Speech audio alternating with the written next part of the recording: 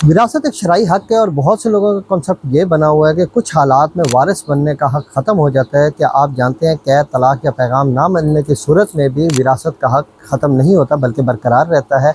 और Islamic law के मुताबिक मैं आपको ये बात बताता जाऊँ कि विरासत का जो हक़ है बहुत मुअज़्ज़म हक़ है और ये बहुत सी सूरत हाल में बरकरार रहता है। और वो कौन सी सूरत हाल है मैं आपको बताता जाता हूँ।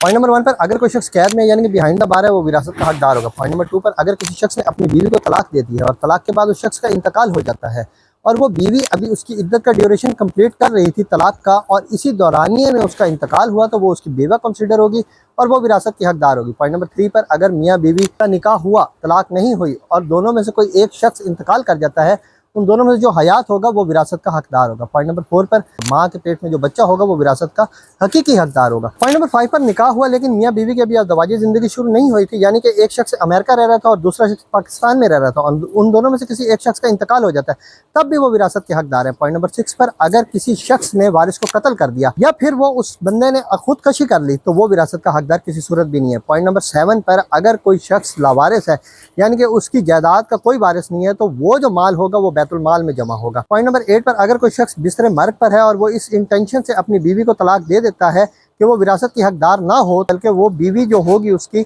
वो विरासत की हकदार होगी। इस तरह के मसाइल में लोग बहुत ज़्यादा कंफ्यूज हो जाते हैं और उनका लीगल हक मारा जाता है। मैं तमाम तर बहन भाइयों को ये ज़रूर कहना चाहूँगा कि आपको आपके लीगल हक से आगाह होना बहुत ज़्यादा ज़रूरी है। और अगर आपका कोई इस तरह का मसला आ जाता है विरासत का या कोई भी लीगल आपका मसला आ जाता है तो आपने हर हाल में आपकी जो कंसर्न कोर्ट है वहाँ पर आपने जाना है और एक वकील को करना है हायर और उससे तमाम तर अपने जो मामलात हैं उससे डिस्कस करने हैं, वो आपको बेहतर इस हवाले से असिस्ट करेगा।